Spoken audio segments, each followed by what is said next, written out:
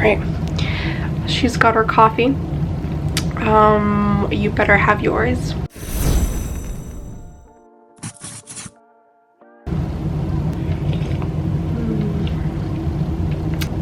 Hey girlies, and welcome back to my channel.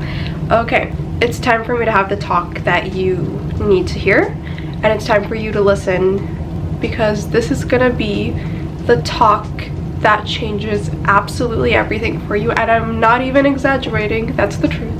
I am calling all the shy girlies out there. Every girly who was too shy to step her foot in the gym and get working and get lifting. And I am speaking to all these shy girlies because I myself was once a shy girly that hated going to the gym, because going to the gym meant being around lots of sweaty big dudes that make the weirdest noises when they're lifting, and I felt like there was no space for me.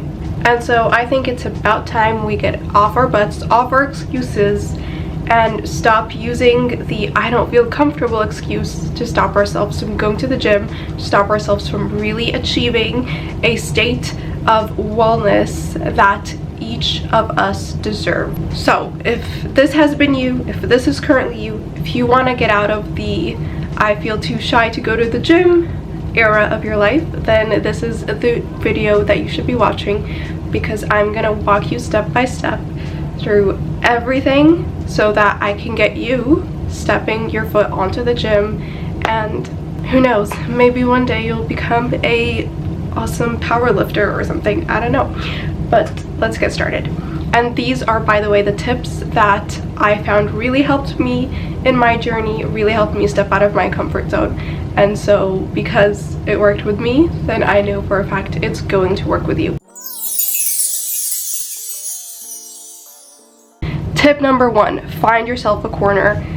I cannot tell you how much corners have saved me throughout my entire time of being a gym girly, or attempting to be a gym girly. This camera, sorry guys, I'm really getting used to this whole camera life, but let me tell you exactly what that means, finding a corner. That means go to the gym, find yourself a corner that you feel comfortable in, that is away from all the noise, all the people, all the just crowdedness, the sweaty crowdedness, and just use that corner as your corner. Reserve it and do whatever you need to do to get your workout done in that corner. Tip number 2, I forgot tip number 2. Tip number 2 is cover yourself up.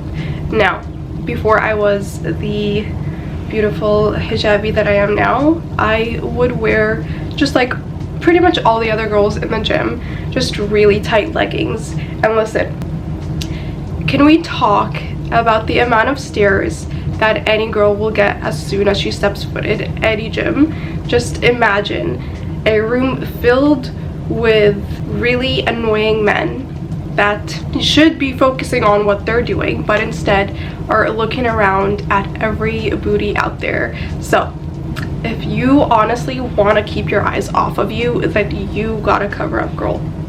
Trust me, it's a game changer when you don't feel like your entire body is on display the entire time you're trying to work out and give yourself some love and take care of your own body. Wear whatever you have to, whether it's an oversized t-shirt or really big sweatpants or even a lovely little hijab. Whatever you feel comfortable in, wear that and go to the gym with that. And trust me, the stares will come right off, hopefully. For this next tip, I'm showing you this lovely little notebook because it leads on to my next little tip, and that is to go with a plan. Okay, let me explain this and break it down to you.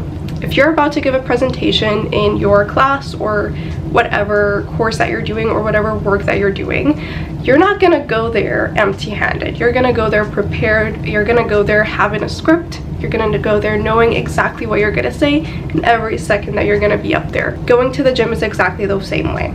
Trust me, just by writing down a solid plan of exactly what you're gonna do, you're gonna go in there feeling so much more confident in yourself and in your capabilities.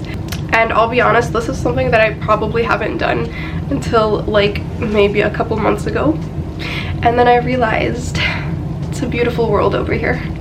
What you gotta do is you gotta write yourself a plan. I don't care if you don't even go through that entire plan once you actually make it to the gym, as long as you have it written down, as long as you have it literally in like a block of your schedule, and you are making sure that you are going to the gym like it's your appointment, okay?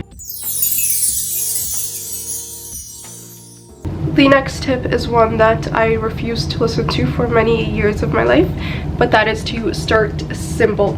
Listen, girl, I know you want to get fancy. I know you want to do all the cool fun tricks, all the Instagrammy moves. You want to do all that, but let me tell you, start simple. And let me tell you why. If you do not start simple, if you do not build yourself a nice, stable foundation, then whatever fancy new trick you're gonna be trying is gonna go terribly wrong, whether that is an injury or you just embarrassing yourself with movements that are just too complicated for your body. And trust me, I've been there before, and you do not want to experience that. But yeah, honestly, go with your basics. Nice basic compound movements. Start small, start simple. Make sure that you're building up and you're progressing from there. So always start with the easiest moves. Even if you think that it's too easy for you, it probably isn't. You're just using your muscles wrong, because really no exercise is actually easy. This one is probably the most influential one, especially with girls. As girlies, we like to be in tribes. We don't like to be alone, and that is understandable. It definitely is a lot more fun doing things when you're with people around you. So if you need to go with a friend, go with a friend. If you need to find yourself a trainer that can help you and guide you, then find yourself a trainer that can help you and guide you. The only thing that I will say is, if you are going with a friend, I know girlies and I know how we are sometimes, and we'll start talking and chatting and we'll have like a 15-minute conversation without even doing a single exercise. So make sure that you are both actually making each other accountable. And listen, the best type of friend is the friend that actually holds you accountable and push you harder than you would push yourself. So if you don't have that friend already in your life, then you need to start looking. This is your last tip, quite possibly the most important one, I would say.